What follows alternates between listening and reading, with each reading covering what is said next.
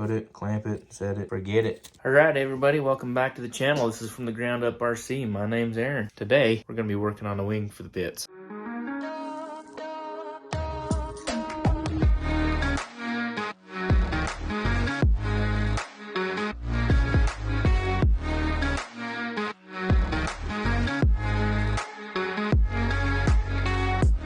All right, you can see this is pretty much where we left off. Ribs, spars are joined up, nose pieces glued on. Today we're gonna go ahead, we're gonna make these wingtip pieces. They're at a 1/4" balsa, and then we'll fit those to the wings. And then after we get the wingtips built, we'll go ahead and put this sheeting on the back. And that's just a 1" by 3/32 balsa. All right, we'll transfer these pieces over with the carbon paper directly onto that balsa. See how that works. Sometimes it doesn't work. All right, there you can kind of see what it looks like. Carbon transferred onto the balsa. So we'll cut those out. All right, you can see we pretty much got these all glued up. We'll put another sheet of wax paper on top of that and glue these together and pretty much match it perfect, and then put them on the wings. That's pretty much how it's gonna sit in there. But obviously we got to drop it down. These are a little too close for that to slip in through. On the bottom wing, I just slid it in and then clamped it down, but we already broke it. Popped that rib apart trying to fit that in there. So I'm gonna go ahead and shave this down till I can fit that in there. That's pretty much done. It sits in there, but now you can see it's got to come forward a little bit. And so we're gonna cut a V in the front of this piece so it'll fit up into that nose piece. Looking good. That notch is cut in there. Not real pretty, but it just has to work. You see we still got to go over 1/2 inch or so, but we're running into this little notch on this end rib and this little makeshift job. I think rather than cut that rib, I'll just come over here and we'll mark this and then just pull that over 1/2 inch or so. All right, you can see that pretty well fits in there. That thin CA seems to work pretty good. I mean, it broke that at the wood instead of the joint, so I think I'll pull this in tight and I'll just put thin CA and I'll work my way all the way to the back. So there it is, all set in. So we'll go ahead and trim this nose piece off, and then we'll go ahead and do the same thing over there to that one.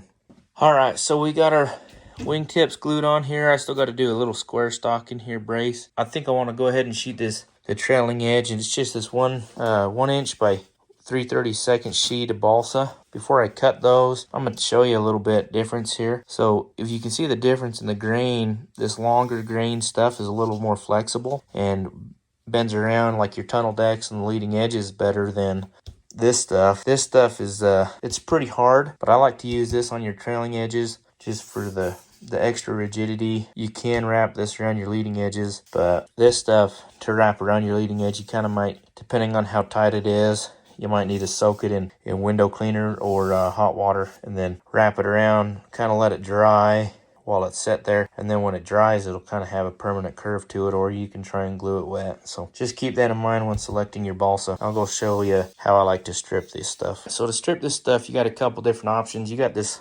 master air screw stripper. You can adjust with this knob here on the end. Just slides that blade in and out. And the way you do that is you just set this up here like that, and you go ahead and pull it across. But this does not go out to 1 inch. So the way I do it is I'll take a pin and I'll measure off this edge. I'll stick a pin there and a pin there, and I just come in on that sheet just enough that it holds that sheet from moving, keeps this ruler nice and tight, and then I'll just drag a razor blade across there. Don't do it over top your plans unless you want to cut your plans. So I can't do it with one hand, so I'll show you when we're done. All right, so I went and drug my knife around there. You can kind of see it's loose right there. It's still mildly connected here on the ends, but you just roll that up, and then you got yourself a strip of balsa. We got the bottom trailing edge sheeting put on. So before we go ahead and put the top one on, I gotta make another rib tail piece for the ailerons that's gonna fit right there. We'll have to make that Phillip piece hold it. The other one I believe goes right here. So we'll make those,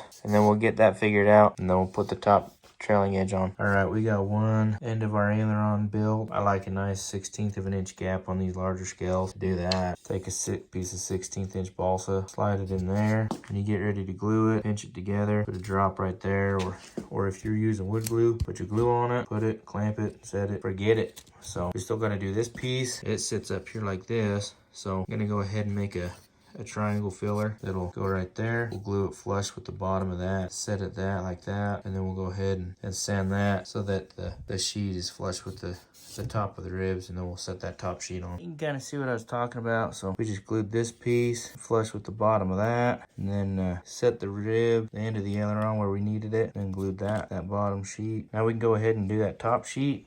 I'll show you when we're done. There's our trailing edge. Looks like it's sealed up nice and tight around the back. You can see in there. No gaps all the way around that, just the way you like it. Well, thanks for watching. If you enjoyed it, or you just want to watch me finish this plane right here, or fly some of these, or work on some RC trucks, go ahead and hit that like and subscribe button. We'll see you next week.